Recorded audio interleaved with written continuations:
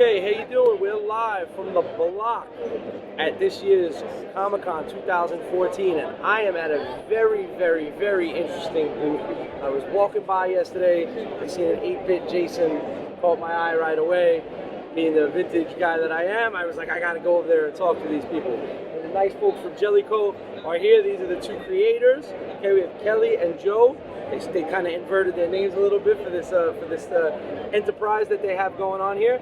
They have one of the coolest booths here in the block. They got a mix of plush toys, sculpted toys, all different types of medium and artwork. So I'll let these guys take over.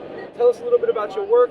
What brought you to New York Comic-Con? This is our 5th year doing Comic-Con, our 3rd year in the block. We love coming to this show. It's one of our favorite shows that we come to every year. All of my art is really influenced by old cartoon style, comics, street art. So I pull from a lot of influences. I love that illustration style, like 1950s and that kind of stuff. So all of that sort of mashed together in my brain with a lot of like schlocky 70s, 80s horror movies. The best. This is what comes out of it.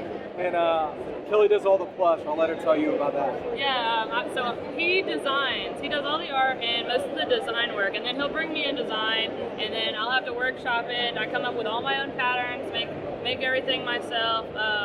So these are the plush. The line is called Talk City. They're all mutants. So there's a city that got flooded with radioactive waste and mutated all the creatures in the city. And so now they all have glow-in-the-dark eyes. And some of them have special features. They have articulated arms, so their arms can move up and down. This guy here, this big guy, this is our exclusive for this year's New York Comic Con. Only 10 of these guys ever will be made. Yes, and this is Muscle Buns, and you can see his arms are articulated. That's great. He can sit up on his knuckles. He's a big beefy bunny. That's fantastic. And so you guys did a few con exclusives. So you said that's one of the con exclusives? Yeah, that's our plush exclusive. What else did you guys I did an art exclusive with my woodcut here, the Coney Kid. Every time we come to New York, we go to Coney Island. We love it. Really? What do you guys like about Coney Island the best? I'm from Brooklyn, so I like the Warriors has always been one of my favorite movies ever since I was a kid. So I was obsessed with that like Coney Island stuff growing up. You just go down there, walk around, check it out. Yeah. And it's worth it, man. It's such a cool place, and they really did a great job bringing it back. Like for a while, it was kind of getting a little shady down there, but in the last like 5 or 10 years, they kind of made a good push to get it back. So the one piece that caught my eye in particular, the 8-bit Jason. I mean, NECA made the toy last year, and now they got the Reaction made the smaller figure. What made you do that? You know, like I've always loved that game. I actually still have that game on Nintendo.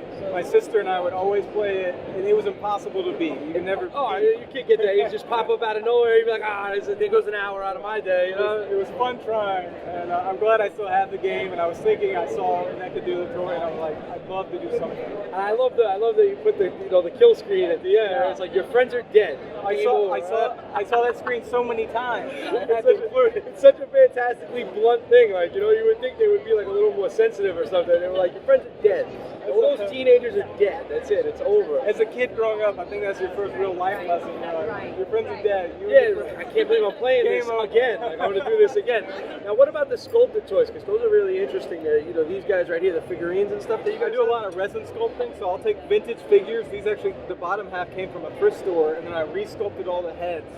And then I have my Kid Robot bub figure right there too. A few of my other customs actually sold yesterday, so this is like what we're down to.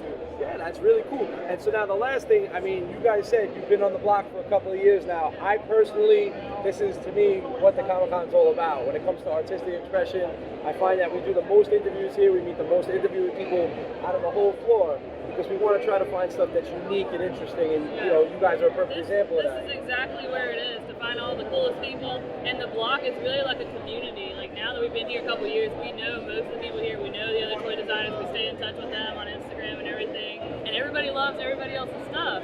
So we've already bought stuff from several people already. And that's like part of the rub of it, right? Because you're here to make money, you're here to do good, sell your product, but you end up dumping your money on other food. I mean, the guys across from you got some great toys. Mishka's right there. Those are my guys from Brooklyn. So it's kind of like you're surrounded by just fantastic things all over the place. It's a great community to be a part of. You come up here with all this stuff, traveling up to sell it, you end up probably going back with more than you do with other people's stuff. It's dangerous. Where can they find your stuff online, guys? We have a website, www.jellykoe.com.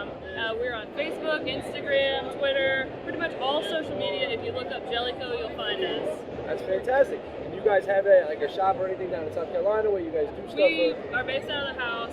We have stuff in various galleries throughout the Southeast, but the best way to get in touch with us is through Facebook, honestly. Absolutely, absolutely.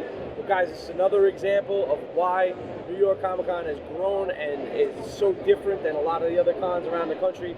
Just this little area in the front, it's like, maybe a quarter of the size of just this room. But this is definitely where the most coolest stuff is going on, and it's definitely where the cool kids hang out. So live from the block, once again, with the Jellykoe guys, it's Mike D for CCD. We'll catch you guys on the next interview.